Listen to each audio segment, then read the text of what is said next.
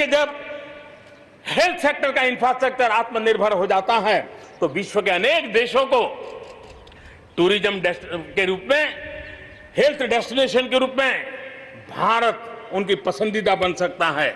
और इसलिए हमें आवश्यक है कि हम भारत में बने सामान की पूरी दुनिया में वाहवाही कैसी हो। और एक जमाना था हमारे देश में जो चीजें बनती थी, हमारे स्किल मैन पावर के द्वारा जो काम होता था, उसकी दुनिया में बहुत वाहवाह होती थी, इतिहास गवाह है।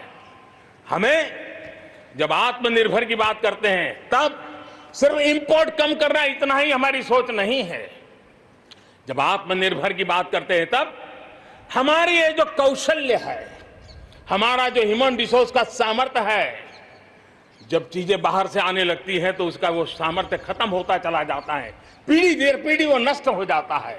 हमें हमारे उस सामर्थ्य को बचाना भी है, बढ़ाना भी है, कौशल्य को बढ़ाना है, क्रिएटिविटी को बढ़ाना है और उसको लेकर के हमें आगे बढ़ना है। हमें स्किल डेवलपमेंट की दिशा में बल देना है। आत्मनिर्भर भारत के लिए, हमारे सामर्थ्य को बढ़ाने के लिए, मेरे प्यारे देशवासियों, मैं जानता हूं जब मैं आत्मनिर्भर की बात करता हूं तब अनेक आशंकाएं प्रकट भी की जाती हैं।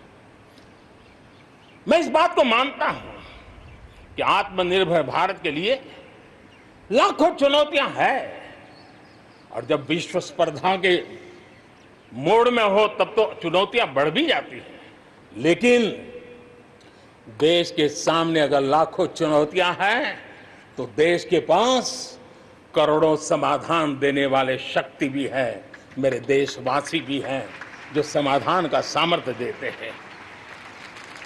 अब देखिए, कोरोना के संकट काल में हमने देखा कि बहुत सी चीजों के लिए हम कठिनाइयों में हैं, हमें दुनिया से लाना है, दुनिया दे नहीं पा रही थी।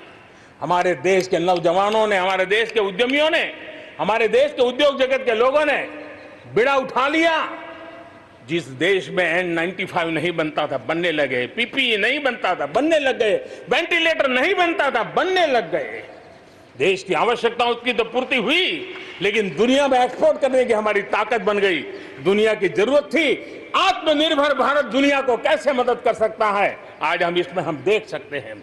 और इसलिए विश्व की भलाई में भी भारत का योगदान करना यह दायित्व बनता है।